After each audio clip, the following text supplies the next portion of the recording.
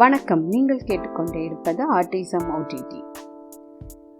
இந்த நிகழ்ச்சியில் நம்ம season 1 autism OTT channel autism என்றால் என்ன, இந்த ஆட்டிசம் ஓடிடியில் ஆட்டிசம், கற்றல் குறைபாடு, கவன சிதறுதல், ADHD, வளர்ச்சி தாமதம் போன்ற குழந்தைங்களுக்கு ஏற்படக்கூடிய குறைபாடுகளை பற்றி தெரிஞ்சுக்கலாம்.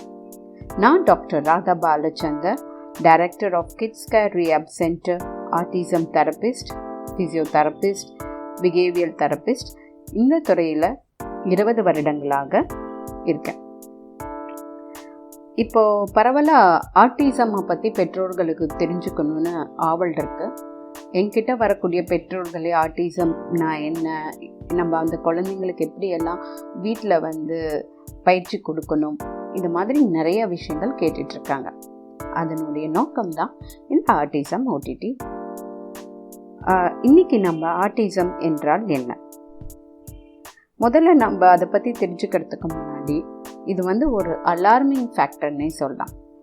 ஏன்னா எங்கே பார்த்தாலும் ஆட்டிசம்மை பற்றி ஒரு ஆராய்ச்சி வந்துக்கிட்டு இருக்கு. ஒவ்வொரு நாளும் ஒவ்வொரு ஆராய்ச்சி, ஒரு தெரப்பி மெத்தட் புதுசாக வந்துட்டுருக்கு. பெற்றோர்களும் முன்னாடி ஆட்டிசம் குழந்தைங்களை ஒரு 4 வயசு 5 வயசில் தான் கண்டறிகிறாங்க. இப்போ ஒரு 2.5 வயது 3 வயதிலே கண்டறிய ஆரம்பிச்சிருக்காங்க.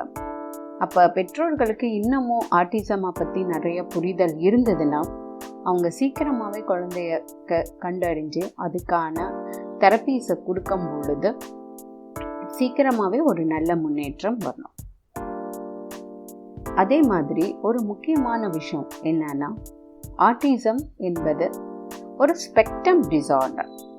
ஸ்பெக்ட்ரம் அப்படின்னாவே அளவரிசை அப்படின்னு நம்ம சொல்லுவோம்.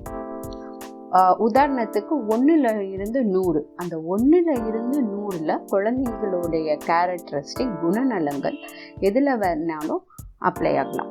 அதனால ஒரு ஆட்டிசம் குழந்தை இருக்கக்கூடிய கேரக்டரிஸ்டிக்ஸ், குணநலன்கள், சைன்ஸ் அண்ட் சிம்டம்ஸ் இன்னொரு ஆட்டிசம் குழந்தைக்கு இருக்கணும்னு அவசியம் கிடையாது. அதனால ஒவ்வொரு ஆட்டிசம் குழந்தைங்களுமே தனித்தன்மை வாய்ந்தவர்கள். ஒரு யூனிக்னஸ் ஒவ்வொரு ஆட்டிசம் குழந்தைங்களுக்குமே இருக்கும்.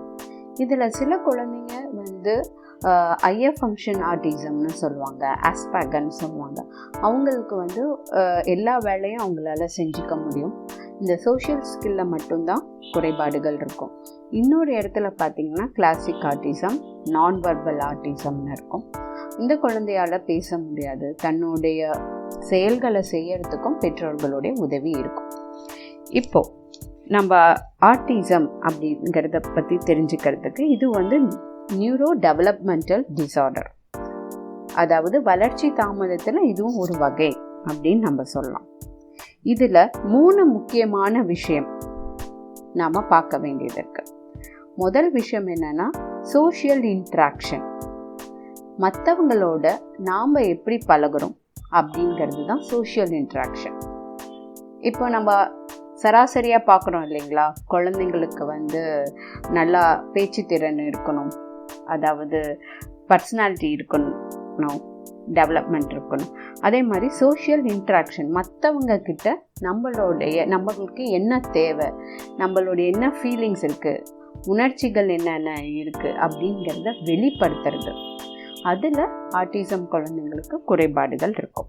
கம்யூனிகேஷன்ஸ்க்கு, ஸ்பீச் அண்ட் லாங்குவேஜ் டெவலப்மெண்ட், இதில் தான் பெற்றோர்கள் தன் குழந்தைக்கு இருக்குதான்னு கண்டுபிடிப்பாங்க. முதல்ல மற்ற குறைபாடுகளை விட ஒரு 4 வயது ஆகியும் குழந்தை பேசலை, அதாவது ஸ்பீச் டிலே இருக்குது அப்படின்னா ஆட்டிசமும் இருக்குமாங்கிற ஒரு சந்தேகம் பெற்றோர்களுக்கு வருது. ஸோ ஸ்பீச் அண்ட் லாங்குவேஜை வச்சு தான் நிறைய பெற்றோர்கள் இந்த ஆட்டிசம்ங்கிறது அவங்களுக்கு தெரிய வருது.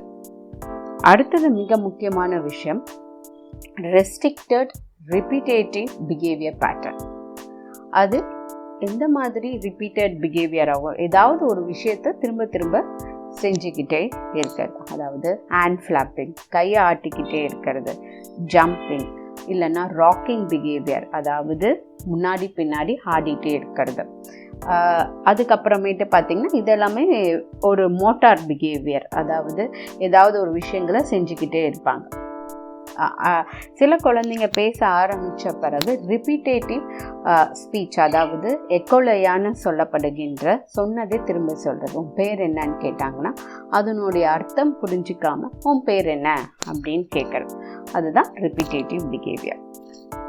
இப்போது இந்த ஆட்டிசம் ஸ்பெக்ட்ரம் டிஸார்டர் 58 குழந்தைங்கள ஒரு குழந்தை ஆட்டிசம் ஸ்பெக்ட்ரம் டிஸார்டராக இருக்காங்க அமெரிக்காவில் கண்டறிஞ்சிருக்காங்க.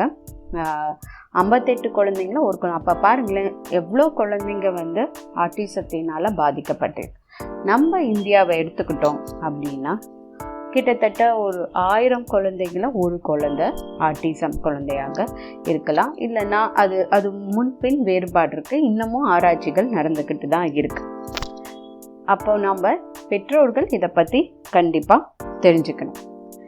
இந்த ஆட்டிசம் குழந்தைங்களுக்கு நல்ல சிகிச்சை முறைகள், ஏர்லி இன்டர்வென்ஷன் கொடுக்கறது மூலமா அவங்களால சராசரி வாழ்க்கையை வாழ முடியும். இன்னும் இந்த விஷயம், அதாவது இன்னைக்கு நம்ம ஆட்டிசம் என்றால் என்ன, ஒரு 3 முக்கியமான காரணங்கள், அதாவது communication, social interaction, repetitive behaviour pattern, speech and language development, இந்த விஷயங்களை பற்றி நம்ம பார்த்தோம். 58 குழந்தைங்கள ஒரு குழந்தை ஆட்டிசம், இதை பற்றியும் நம்ம தெரிஞ்சுக்கிட்டோம். ஆட்டிசம்ங்கிறது ஒரு ஸ்பெக்ட்ரம் டிஸார்டர், அதாவது ஒரு குழந்தைக்கு இருக்க வேண்டியது இன்னொரு குழந்தைக்கு இருக்கணும்னு அவசியம் இருக்காது. ஸோ இதில் அப்போனா ஒரு குழந்தைங்களுடைய சைன்ஸ் அண்ட் சிம்டம்ஸ் இன்னொரு குழந்தைக்கு இருக்கணும்னு அவசியம் இருக்காது. இப்போது நம்ம இதை பற்றி விவரங்கள் தெரிஞ்சுக்கிட்டோம். அடுத்த நிகழ்ச்சியில் நாம் இன்னும் மேலும் நிறைய விஷயங்களை தெரிஞ்சுக்கலாம். இதை நீங்கள் கேட்டுக்கொண்டு இருப்பதற்கு மிக்க நன்றி. வணக்கம்.